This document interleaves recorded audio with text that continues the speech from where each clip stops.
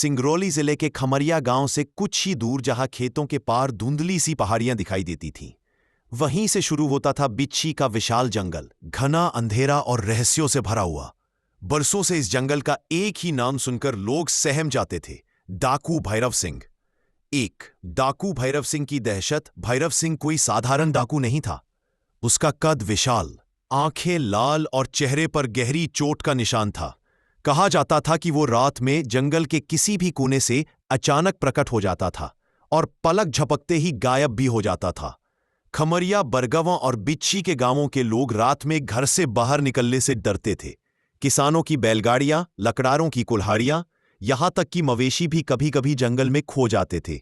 सब कहते, ये भैरव सिंह का इलाका है, यहां कोई सुरक्षित नहीं।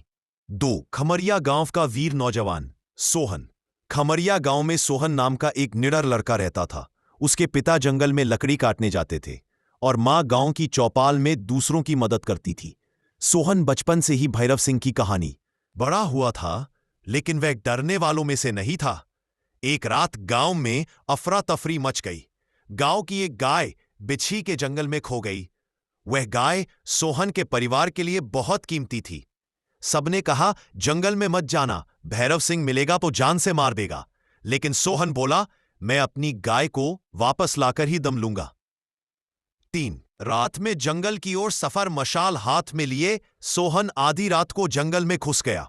पेड़ों की शाखाएं ऐसे खड़खड़ा रही थी मानो कोई फुसफुसा रहा हो। चांद बादलों में छिपा हुआ था और जंगली जानवरों की आवाजें डर बढ़ा रही थी। अचानक सोहन ने देखा काजा पैर का निशान। वह उसी दिशा में आगे बढ़ गया। 4 डाकू की पहली झलक, दूर से मशाल की हल्की सी रोशनी दिखाई दी। सोहन झुक गया। उसने देखा कि 2-3 आदमी हथियार लिए खड़े थे और उनके बीच में भैरव सिंह स्वयं। उसकी आंखें जंगली जानवरों की तरह चमक रही थीं। उसके पीछे कई चुराए हुए मवेशी और सामान रखा था। सोहन का दिल जोर से धड़कने लगा, पर उसने हिम्मत नहीं हारी। 5 साहस बनाम खतरा। सोहन धीमे